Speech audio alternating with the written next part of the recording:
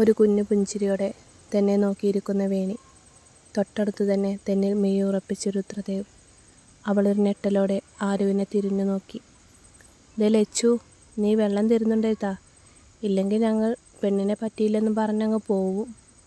വേണി അവളുടെ വെപ്രാളം കണ്ട് ചിരിയോടെ പറഞ്ഞു. ആരു അവളോട് കൊടുക്കാൻ കണ്ണുകൾ കൊണ്ട് ആംഗ്യം കാണിച്ചു. അവൾ വിറക്കുന്ന കാലടികളോടെ അവൻ്റെ അടുത്തേക്ക് ചുവടുവെച്ചു. അവന് നേർക്ക് ട്രേ നീട്ടുമ്പോൾ അറിയാതെ കണ്ണുകൾ അവനിലേക്ക് പോയി. തെന്നിൽ നിന്നും നോട്ടം മാറ്റാതെ ഇരിക്കുന്നവൻ്റെ കണ്ണുകളുമായി അവളുടെ കണ്ണുകൾ കൊരുത്തതും അവളൊരു വെപ്രാളത്തോടെ നോട്ടം മാറ്റി. അത് കണ്ടതും അവനിലൊരു ഭംഗിയുള്ള ചിരി വിരിഞ്ഞു. വേണിയും രുദ്രനും അവരുടെ അച്ഛനും അമ്മയും ആയിരുന്നു വന്നത്. എല്ലാവർക്കും കൊടുത്ത് ട്രേ കൊണ്ടുവെക്കാൻ എന്നുള്ള ഭാവത്തിൽ അവൾ അകത്തേക്ക് നടന്നു. പോകുന്ന വഴി വാതിൽക്കൽ നിന്ന് വേണിയോട് കണ്ണുകൊണ്ടെന്തോ ആംഗ്യം കാണിക്കുന്നവളെ കയ്യിൽ പിടിച്ചു വലിച്ചുകൊണ്ടാണ് പോയത്. ദുഷ്ടേ, ഒരു വാക്ക് എന്നോട് പറയായിരുന്നില്ലേ? അവൾ എളിക്ക് കൈയും കുത്തി ആരുവിനെ കൂർപ്പിച്ചു നോക്കി. ആരു ഒന്നും മനസ്സിലാവാതെ അവളെ അമ്പരന്ന് നോക്കി. നീ ഇത് എന്തോന്നാടി ഈ പറയുന്നത്? നിന്നോട് എന്ത് പറയാൻ? നിനക്കെന്താ ആ കാലനെ കണ്ടപ്പോൾ വട്ടായോ? ആരു അവളെ തുറിപ്പിച്ചു നോക്കി. ആ, അതുതന്നെ, അയാള്. ആ കാലനാണ് എന്നെ കാണാൻ വരുന്നത് എന്നൊരു വാക്ക് നീ എന്നോട് പറഞ്ഞോ വഞ്ചകി? അത് കേട്ടതും ആരു പകപ്പോടെ നിന്ന് തുള്ളുന്നവളെ നോക്കി. എത്ര പ്രാവശ്യം ചോദിച്ചടി നിന്നോട് ഞാൻ, നിനക്ക് വിവാഹത്തിന് സമ്മതമാണോന്ന്? നിന്റെ ആവേശം കണ്ടപ്പോൾ ഞാൻ കരുതി നീ ആ ഉണ്ണി മുകുന്ദൻ്റെ ലുക്കിൽ വീണുപോയെന്ന്.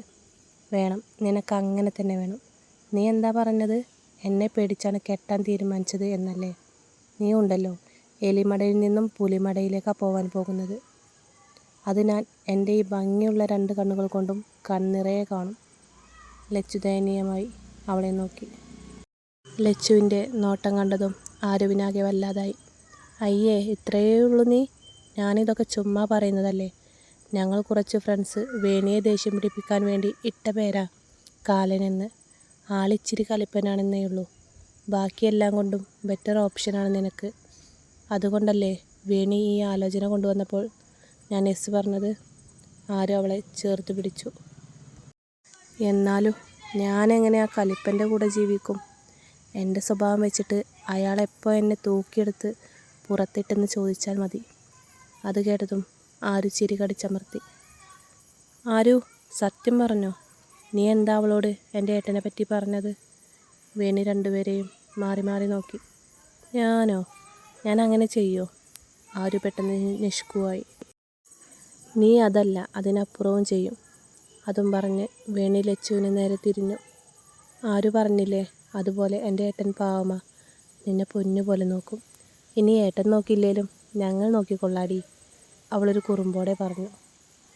പിന്നെ നോക്കാൻ നീയാണല്ലോ അവളെ കെട്ടിയത്. ആരു അവളെ പുച്ഛിച്ചു. വേണി, പെട്ടെന്ന് രുദ്രൻ്റെ ഗൗരവത്തോടെയുള്ള ശബ്ദം കേട്ടതും അവൾ ഞെട്ടി. ഇതാ വരുന്നു, ലച്ചു വന്നേ. ഏട്ടനെന്തോ നിന്നോട് സംസാരിക്കാനുണ്ടെന്നും പറഞ്ഞ് നിന്നെ വിളിക്കാൻ വിട്ടതാ എന്നെ. അതും പറഞ്ഞ് വേണി ധൃതിയിൽ അവളെയും കൊണ്ട് പുറത്തേക്ക് നടന്നു. അയ്യോ വേണ്ട, എനിക്കൊന്നും സംസാരിക്കാനില്ല. അതും പറഞ്ഞ് ലച്ചു വേണിയുടെ കൈ വിട്ടേച്ച് ആരുവിൻ്റെ അടുത്തു തന്നെ വന്നു നിന്നു.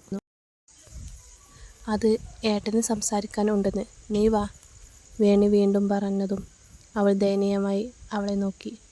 എൻ്റെ ഈശ്വര, ഇത്രയും പേടിത്തൊണ്ടിയായ ഈ നിന്നെ തന്നെ വേണം ഭാര്യയായിട്ട് എന്നാണല്ലോ എൻ്റെ ഏട്ടൻ പറഞ്ഞത്. അത് കേട്ടതും ലച്ചു ചുണ്ടു കൂർപ്പിച്ച് അവളെ നോക്കി. ഏട്ടനെ അറിയാലോ, ഇനിയും ചെന്നില്ലെങ്കിൽ വന്ന് നിന്നെ പൊക്കിയെടുത്തോണ്ട് പോവും. വെറുതെ റിസ്ക് എടുക്കണ്ട ലച്ചു, ചിലപ്പോൾ അങ്ങനെയും സംഭവിച്ചേക്കും, ആരു പതിയെ പറഞ്ഞു. അവൻ അക്ഷമയോടെ മുറ്റത്തെ ബെഞ്ചിലിരുന്നു. നല്ല ഭംഗിയിൽ നിറയെ ചെടികളൊക്കെ വെച്ചിട്ടുണ്ട് അവിടെയൊക്കെ.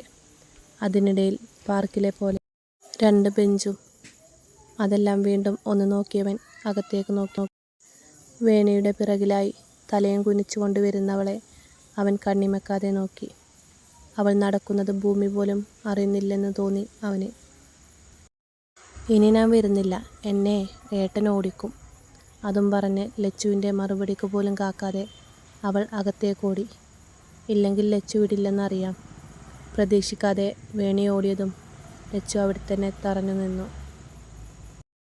പതിയെ ഒന്ന് മുഖം ഉയർത്തി നോക്കിയതും കണ്ടു തെനിക്കരികിലേക്ക് നടന്നു വരുന്നവനെ.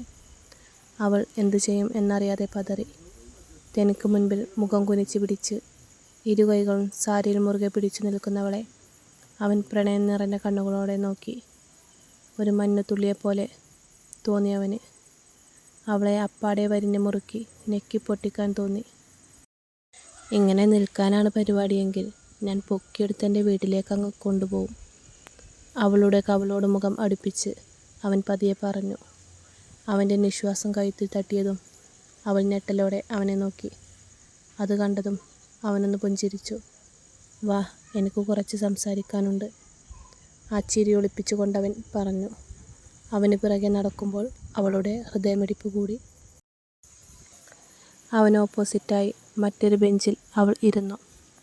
ലച്ചുവിന് എന്നോടെന്തെങ്കിലും പറയാനുണ്ടോ? അവൾ ഇല്ലെന്ന് തലയാട്ടി. പിന്നെന്തോ ഓർത്തതുപോലെ മുഖമുയർത്തി അവനെ നോക്കി പതിയെ ഒന്ന് മൂളി. അവനൊന്നും പറയാതെ അവൾക്ക് എന്താണ് പറയാനുള്ളത് എന്നറിയാൻ അവളെ നോക്കിയിരുന്നു. അവളൊന്നും മിണ്ടുന്നില്ലെന്ന് കണ്ടതും അവൻ നിശ്വസിച്ചുകൊണ്ട് അവിടെ നിന്നും എണീറ്റു. എനിക്ക് സംസാരിക്കണം. അവൻ എണീറ്റത് കണ്ടതും അവൾ വെപ്രാളത്തോടെ പറഞ്ഞു. അത് കേട്ടതും അവൻ അവൾക്ക് നേരെ തിരിഞ്ഞ് നെഞ്ചിൽ കൈകെട്ടി നിന്നു. അവൾ എണീറ്റ് അവന് മുൻപിൽ നിന്നു. എനിക്ക് കുറച്ച് സമയം കൂടി വേണം, അവൾ പതിയെ കാറ്റുപോലും നേർത്തു പോകുന്ന സ്വരത്തിൽ പറഞ്ഞു. എന്തിന്? അവൻ്റെ കണ്ണുകൾ അവളുടെ ഭംഗിയുള്ള മുഖത്ത് തറഞ്ഞു നിന്നു. അവളൊന്നും പറയാതെ പതർച്ചയോടെ നിന്നു. വിവാഹത്തിനാണെങ്കിൽ നടക്കില്ല. അതും പറഞ്ഞവൻ ഒന്നുകൂടി അവളോടടുത്തു നിന്നു. എത്രയും പെട്ടെന്ന് പറ്റുമോ അത്രയും നല്ലത്. അത്രത്തോളം ഇഷ്ടം തോന്നുന്നു, പ്രണയം തോന്നുന്നു ലച്ചു. കാത്തിരിക്കാൻ വയ്യ. അവൻ പതിയെ അവൾക്ക് മാത്രം കേൾക്കാവുന്ന സ്വരത്തിൽ പറഞ്ഞുകൊണ്ട് തിരിഞ്ഞു നോക്കാതെ നടന്നു. അവൾ അവിടെ നിന്നും ചലിക്കാനാവാതെ നിന്നു. വീണ്ടും ഒരുപാട് നേരം കഴിഞ്ഞാണ് അവർ പോയത്. അപ്പോഴേക്കും രണ്ട് വീട്ടുകാരും തമ്മിൽ നന്നായി അടുത്തിരുന്നു. അവർ ഇറങ്ങുന്നതുവരെ ലച്ചു റൂമിൽ തന്നെ ഇരുന്നു.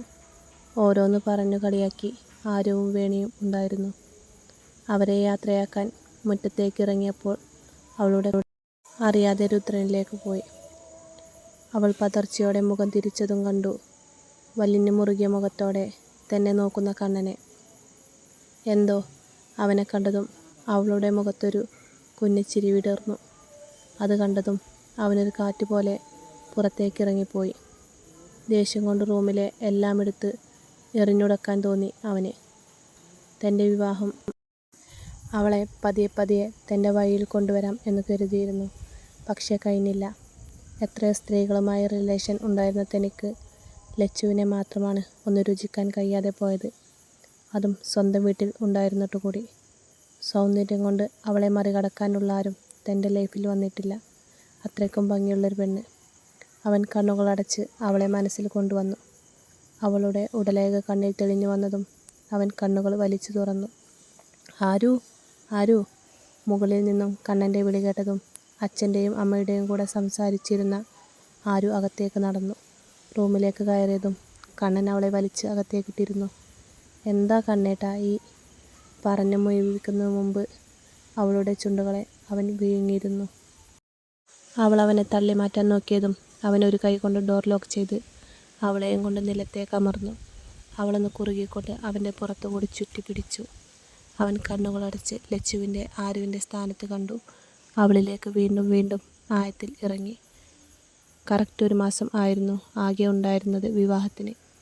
അതിൽ നീട്ടിയാൽ പിന്നെ 6 മാസത്തിന് ശേഷമാണ് സമയം. വിവാഹം ഉറപ്പിച്ച ശേഷം വേണിയും അച്ഛനും അമ്മയും എന്നും വിളിക്കാറുണ്ടായിരുന്നു. അതുകൊണ്ട് തന്നെ അവരോടുള്ള അകൽച്ചയൊക്കെ മാറിയിരുന്നു. രുദ്രൻ അതിനുശേഷം വിളിച്ചിട്ടില്ല, കണ്ടിട്ടുമില്ല. ഒരു തരത്തിൽ അവൾക്കതൊരാശ്വാസമായിരുന്നു. കണ്ണൻ അവസരം കിട്ടുമ്പോഴെല്ലാം അടുത്തേക്ക് വരുമെങ്കിലും അവനുള്ളപ്പോഴെല്ലാം അവൾ ആരെയെങ്കിലും ചുറ്റിപ്പറ്റി നടക്കും. രുദ്രനെ ഓർക്കുമ്പോഴേ ഒരു ഭയം അവളെ പൊതിഞ്ഞു. ഇനി 2 ആഴ്ച കൂടിയേ വിവാഹത്തിനുള്ളൂ. ഇന്നാണ് ഡ്രസ്സ് എടുക്കാൻ പോകേണ്ടത്. ലച്ചു അച്ഛനും അമ്മയും കണ്ണനും ആര്യവും ദേവികയും വിശ്വനാഥനും കൂടിയാണ് പോയത്. അവർ എത്തിയപ്പോഴേക്കും രുദ്രനും വീട്ടുകാരും എത്തിയിരുന്നു. എല്ലാവർക്കും ഒരുപോലെ എടുക്കാം എന്നും പറഞ്ഞാണ് എല്ലാവരും ഒന്നിച്ചു വന്നത്. ആദ്യം തന്നെ പെണ്ണിനുള്ള ഡ്രസ്സാണ് എടുത്തത്. ഫുൾ വൈറ്റ് പട്ടുസാരിയാണ് ലച്ചുവിനെടുത്തത്. റിസപ്ഷന് ഗോൾഡൻ കളർ ഗൗണും. രുദ്രൻ തന്നെയായിരുന്നു അതെല്ലാം സെലക്ട് ചെയ്തത്. ലച്ചു അവൻ ചോദിക്കുന്നതിനെല്ലാം മറുപടി ഒരു മൂളലിൽ ഒതുക്കി. ലച്ചുവിനെടുത്ത് ആരുവിനും വേണിക്കും എടുക്കാൻ 3 പേരും 3rd ഫ്ലോറിലേക്ക് പോയി. ലിഫ്റ്റ് നിർത്തിയതും പുറത്ത് കാത്തു നിൽക്കുന്ന രുദ്രനെ കണ്ട് അവൾ ആരുവിൻ്റെ പിന്നിലേക്ക് പതുങ്ങി. വേണിക്കും ആരുവിനും പിറകിലായി. അവൾ ലിഫ്റ്റിൽ നിന്നും ഇറങ്ങാൻ നിന്നതും അവനകത്തേക്ക് കയറിയതും ഒരുമിച്ചായിരുന്നു. അവൾക്ക് മുൻപിലായുള്ള ആരു ഇറങ്ങിയതും ലച്ചുവിന് ഇറങ്ങാൻ കഴിയാതെ കൈകൾ തടസ്സം വെച്ചുകൊണ്ടവൻ അകത്തേക്ക് കയറി.